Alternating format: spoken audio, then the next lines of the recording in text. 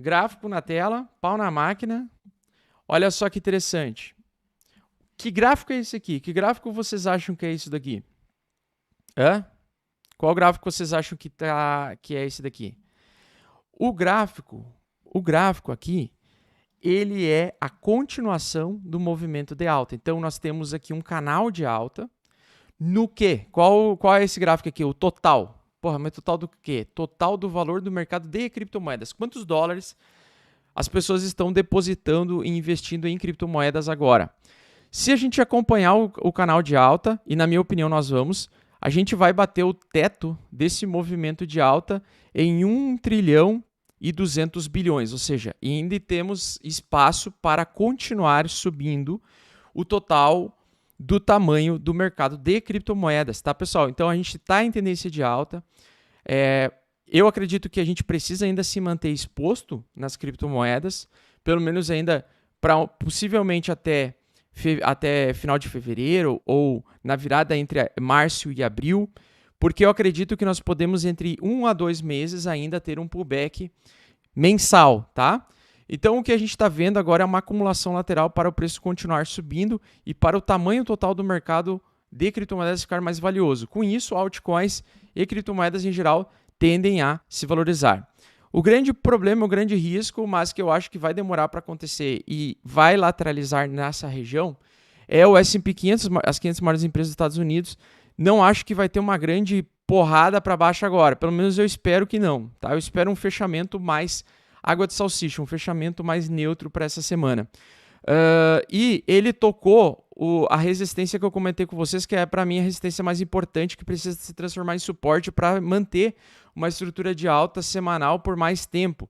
Então, o S&P 500 é o que vai ditar para mim se nós vamos ter um trimestre de alta, ou seja, ficar subindo por mais 2 meses, ou se a gente vai ter mais 4 meses de alta, ou seja, um semestre de alta. Então, para mim, eu gostaria muito de ultrapassar os 4.200. A questão toda é, eu não acredito que isso vai acontecer. Por quê? Porque essa é uma região de defesa do MACD semanal.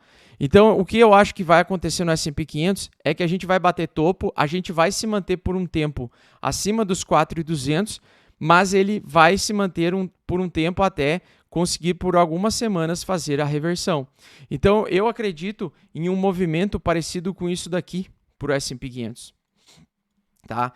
E durante essas 8 semanas em que ele vai fazer a construção desse topo semanal, eu acredito que a gente vai poder ver o mercado de criptomoedas subir até a gente completar o MACD semanal do S&P 500 abaixo do nível da água.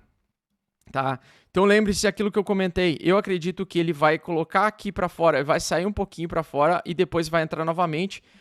Na minha opinião, os preços vão cair numa velocidade maior do que o MACD vai fazer depois uma reversão majoritária, porque eu acho que vai vir empedrada depois, justamente principalmente entre junho e julho, tá? Então se a gente continuar subindo até junho e julho, eu acho que a pedrada vai começar a partir de agosto em diante.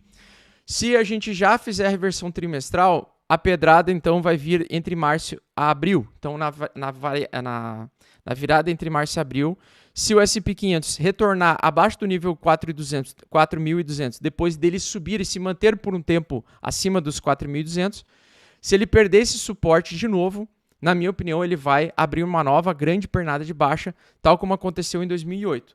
Ou seja, formação de topo duplo, né, com bull trap. Então ele fez um pivô de alta, ele consolidou esse pivô de alta, está tentando fazer o fechamento abaixo do nível da água.